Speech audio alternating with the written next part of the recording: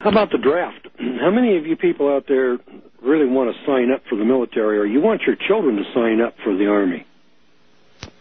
Did you know that nobody has ever been drafted into the Army or the military in the United States of America in 225 years? Not one case of anyone being drafted. Volunteered. We'll talk about that right after this break. Question, comment? No one's ever been drafted. Never. Well, Congress passed the laws. But everybody volunteers. Here's the way that works. Yes. In Title 8 of the U.S. Code, the standards for the military conscription are laid out by Congress. So what happens is when you join the Army, you go down to the recruiter and you say, I want to join. He gets out a contract and he passes it over. He says, sign right there, son. And so you sign right there. And then he puts you through a little ceremony over here and he says, here, take a step forward, raise your right hand, and repeat after me. And that's what makes you a soldier.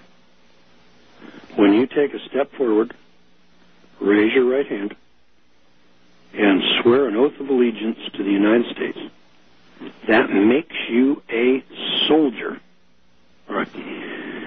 What would happen if you didn't take that oath?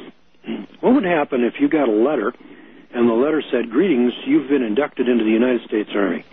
And that letter is a subpoena. And the subpoena requires that you appear at the Army Induction Center.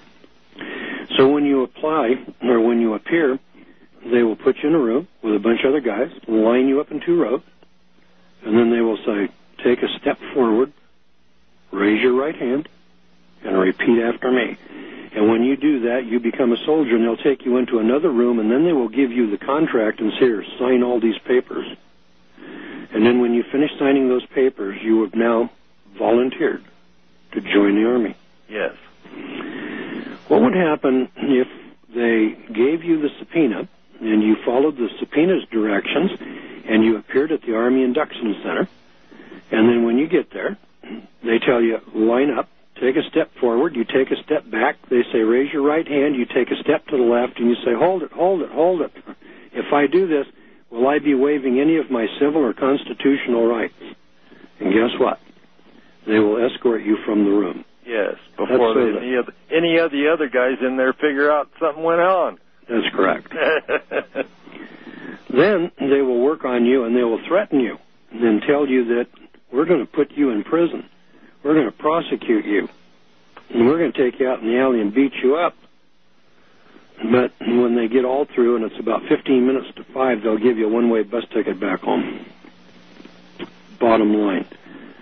Nobody's ever been drafted in the United States. The 13th Amendment prohibits it. But many people have been cunningly coerced into waiving their rights due to their ignorance. Well, 13th Amendment says no involuntary servitude, doesn't say a word about voluntary servitude. That's it. Everybody serves, and they go into servitude, but they go into servitude voluntarily.